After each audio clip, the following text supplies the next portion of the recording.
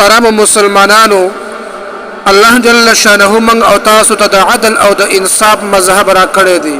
په بعضو صورتونو او بعضو عذرونو کې شریعت انسان ته دا اجازت ورکړي چې انسان کوم روزه نیولې هغه دې ماده کی، بیا به وروسته د هغې قضا راګرځي. بیا په دې عذرونو کې بعضې داسې عذرونه دي چې په هغې کې روژه ماتول صرف جایز دي، او بعضې داسې عذرونه دي چې په هغې کې روژه ماتول ضروري دي. عزتمند ورونو، که چېرته انسان ته سخت تکلیف وي، یعنې روژهدار داسې حالت ته ورسي چې بغیر د روژې ماتولو نه د ده مرګ یقیني وي او ده ته د روژې ماتولو نه سخت تکلیف رسي، نو داسې کس دپاره بیا ضروري ده چې دی روژه ماته کړي.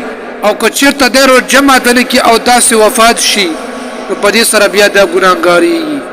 یا مثلا ناڅاپه انسان ته سخته بیماري راشي، مثلا په خېټه یې در راشي، بلډ پریشر یې سیوا شي، یا بله سخته بیماري ورته راشي او بغیر د روژې د ماتولو نه د ده د مرګ خطره وي، یا د یو اندام د ضایع کېدلو خطره وي، یا د بیمارۍ د زیاتېدلو خطره وي، نو داسې کس دپاره روژه ماتول هغه جایز دي. یا په انسان باندې داسې تکلیف راشي چې هغه د برداشت نه بهر وي او روژه ورته سخت تکلیف ورکوي، نو په دې وخت کې بیا روژه ماتول دا بهتره دي.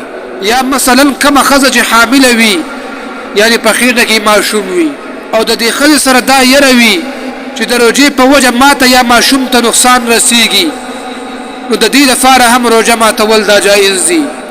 یا د ډېرې لوږې او د تندې د وجې نه روژهدار انسان داسې حالت ته ورسیږي چې د انسان د هلاکت خطره وي، یا د یو اندام د ضایع کېدلو خطره وي، یا ورته بل نقصان رسیږي، نو په دې حالت کې هم روژه ماتول جایز دي.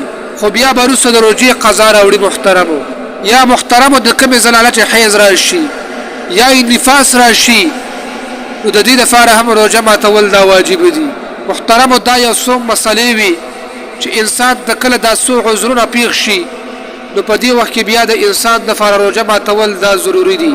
جایز ده چې په دې حالاتو کې انسان هغه روژه ماته کړي.